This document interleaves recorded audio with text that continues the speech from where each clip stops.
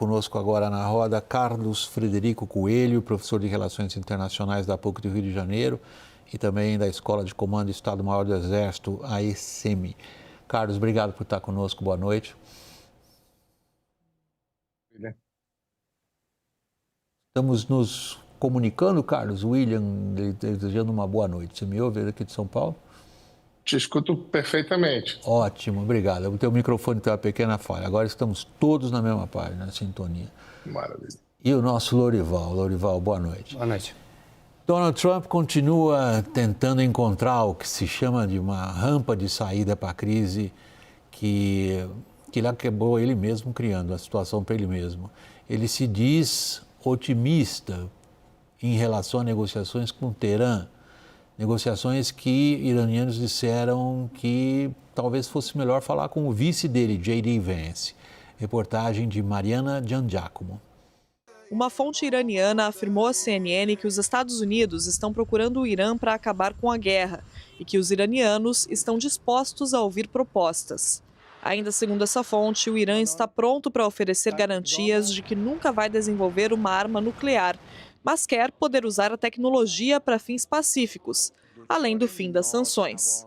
As falas apontam para uma negociação indireta entre Irã e Estados Unidos, intermediada por países aliados, o que contradiz o presidente americano, Donald Trump, que afirma haver negociações diretas e avançadas em andamento. O porta-voz militar do regime dos ayatolás, no entanto, apareceu caçoando de Trump em um vídeo publicado nesta terça-feira. Hey Trump, you are fired. You are familiar with this sentence. Thank you for your attention to this matter. The central headquarters of Khatam al-Anbiya. A pressão sobre Trump para aliviar as tensões é cada vez maior por causa dos custos financeiros, políticos e humanos da guerra. As falas mais recentes do presidente americano parecem indicar que ele prepara o terreno para eventualmente declarar vitória e parar os ataques. Mas até aqui não está claro qual seria exatamente a conquista obtida pelos Estados Unidos, já que as demandas do Irã seguem as mesmas desde antes da guerra.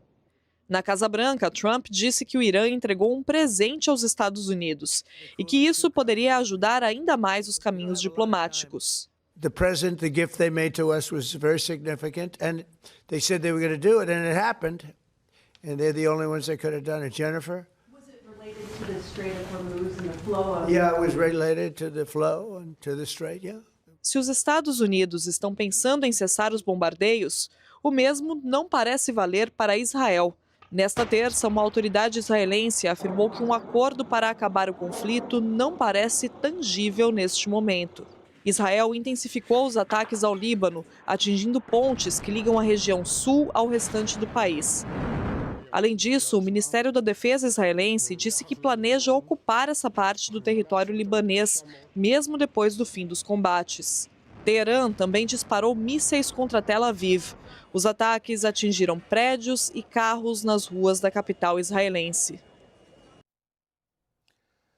Carlos, vamos tentar começar. A gente fala tentar porque a matéria do Trump é sempre complicado entender o que vai acontecer. Vamos tentar começar por ele. Quer dizer, a gente tem quais fatos que a gente pode se referir como tais? A gente tem um ultimato que, em princípio, vence só sexta-feira, que ele prorrogou, na verdade, o ultimato dele, que ele não realizou. Fato número 1, o ultimato está de pé. Número 2, confirma-se, por fontes oficiais americanas, o envio de duas unidades de peso. A 31ª Força Expedicionária dos Marines, que é uma tropa pesada, e cerca de 3.000 integrantes da 82ª Aerotransportada, que é outra tropa pesada.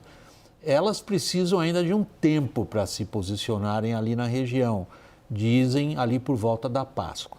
Você consegue entender o que o Trump está fazendo? Eu fico feliz, William, primeiro, mais uma vez, boa noite, mas eu fico feliz que você já apresenta a pergunta dizendo anteriormente que é muito difícil entender o que se passa ali em termos de estratégia. As mensagens, a única constância de Donald Trump até o momento tem sido a sua inconstância.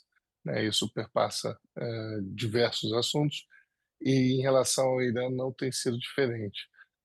Essa procura por uma saída honrosa do conflito, eu acho que tem a ver com uma outra informação que você não citou, mas muito importante, que é o declínio contínuo dos seus números e da sua aprovação, né? E o aumento dos preços ao consumidor nos Estados Unidos.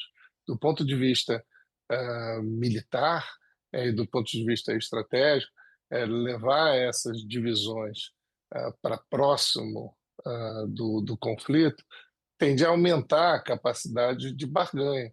Mas, de novo, as mensagens são mensagens muito díspares, né? No momento diz que está pronto para fazer o maior ataque, 2 dias depois diz que está pronto para discutir a paz. Ao que parece, né? E a gente sempre pega essas informações de segunda mão, ao que parece não há contatos diretos, né, com o governo iraniano ou com o que restou das lideranças iranianas, mas há já algumas propostas que foram enviadas e que talvez por emissários indiretos possam trazer aí algum alento. Eu acho que o grande paradoxo, diria ironia, mas o grande paradoxo de toda a situação é que talvez a gente sempre tenha discutido o que aconteceria se houvesse o fechamento do Estreito de Hormuz. Hoje nós temos o resultado e não importa a maneira que o conflito terminar, o Irã também vai saber disso, né, que é capaz de infligir uma enorme disrupção nos mercados globais, né, e a maior disrupção no mercado global de energia em alguns dias ou em algumas semanas. A gente tem que voltar, então, para o que a gente possivelmente interprete como vitória do ponto de vista do Trump. Qual seria? Ele vai ter muita dificuldade eu acho que, de certa forma, ele já perdeu, né? Tem alguns clichês em relação a qualquer conflito, né? E a guerra, normalmente, a gente diz que se ganha do ponto de vista da comunicação, e da comunicação está difícil. Quer dizer, do ponto de vista material, é certo que o Irã perdeu muito da sua capacidade militar, é certo que o regime sai enfraquecido, porém vivo, né? Quer dizer, então não há mudança de regime. E do ponto de vista da economia e também da segurança regional, é difícil de mostrar alguma vitória. Então, eu acho que o melhor para fazer nesse momento para Donald Trump é declarar uma vitória, ainda que absolutamente limitada, porque a tendência é que as coisas piorem. A continuação do conflito, né, e agora com o Estreito de Hormuz como o verdadeiro centro de gravidade do conflito, qualquer continuação do conflito passa pela resolução da questão do Estreito de Hormuz. E é difícil imaginar uma solução ali que não signifique escolta, presença física, e isso significaria uma escalada ainda maior. Então, Donald Trump deveria confiar nos seus dotes comunicativos e terminar o conflito o quanto antes. Escalada ainda maior. O que o Trump está vivendo hoje é o que eles chamam na linguagem militar, mas na linguagem política também, o gap de credibilidade. Ele faz ameaças que ele não concretiza. A próxima ameaça tem que ser muito maior do que aquela que ele não concretizou. Ele fez uma ameaça terrível. Vou acabar com a energia elétrica do Irã. Imediatamente, juristas americanos vieram dizer, peraí, isso aí é crime de guerra, clássico. Isso daí é uma operação de punição da população civil, isso aí é expressamente proibido na Convenção de Genebra. Agora, qual é a próxima ameaça que ele vai fazer então, Lourival?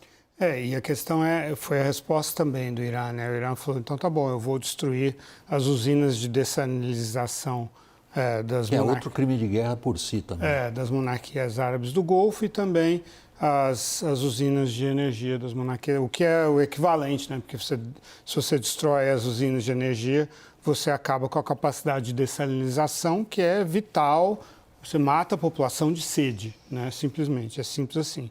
Essas monarquias são muito prósperas e já colocaram populações no deserto que dependem da Plantam trigo no deserto. depende da dessalinização, depende da irrigação, dependem de ar-condicionado para sobreviver, né? Então já dependem disso. Não existe saída para os Estados Unidos, não existe. Por quê? Porque não é possível garantir a navegação no Estreito de Hormuz sem enviar milhares de soldados para garantir ali a costa, que é uma região montanhosa, complicadíssima de enfrentar uma guerra de guerrilha para a qual os iranianos estão preparados. Então, politicamente não é sustentável um cenário em que você teria dezenas, talvez centenas de soldados americanos morrendo ali para garantir a navegação do Estreito de Hormuz. O que o Trump acenou, que seria tomar a ilha de Kharg, que responde por 90% do escoamento dos combustíveis iranianos, para colapsar as exportações desses combustíveis, também não funciona. Porque o Irã fala, bom, como é que você vai conseguir chegar lá e sustentar isso lá sem, de novo, essa morte de soldados? E como você chega lá, você tem que passar pelo Estreito de Hormuz, se você vai pelo mar, né? Então, o Irã chamou o blefe do Trump e ficou claro que o Trump estava realmente blefando. Essas 48 horas se transformaram em uma semana e ele não tem condições de assegurar a credibilidade da ameaça. No entanto, o Trump não pode parar a guerra agora. Esse é o grande paradoxo. Ele precisa parar, como o Carlos Frederico disse, mas ele não pode parar. Por quê? Porque se ele para, é uma derrota clara, né? Porque antes da guerra, o Irã não bloqueava o Estreito de Hormuz. Então, é uma perda estratégica brutal para os Estados Unidos. Então, o Trump realmente se colocou numa situação em que ele se obrigou a sofrer uma humilhação ou pagar um preço político insustentável, que é a morte de muitos soldados americanos. Eu preciso ser muito breve agora, que o tempo está acabando, Carlos Frederico. O Trump se enfiou numa sinuca de bico? Se enfiou numa sinuca de bico que ele mesmo criou, e a minha maior preocupação é que ele escolha a escalada, que a gente entra aí na teoria dos jogos, num jogo de ticking, né, onde dois carros estão em sentidos opostos, pensando aí quem vai piscar primeiro. E o resultado pode ser muito ruim para todos os envolvidos. Mas para Donald Trump, com certeza, ele está numa situação difícil. É possível ele tackle again, Dorival? Pois é, ele vai ter que fazer isso, né? Ele não tem saída. E para ele, em termos políticos, é péssimo. Quer dizer, já tem essa elevação de preços, já é algo real, já é um fato consumado, mesmo que a guerra pare agora. E o Irã sabe perfeitamente tudo isso, está colocando um preço muito alto nas negociações e dessa vez o Trump não vai conseguir maquiar a situação. Está muito clara o erro de cálculo que ele cometeu.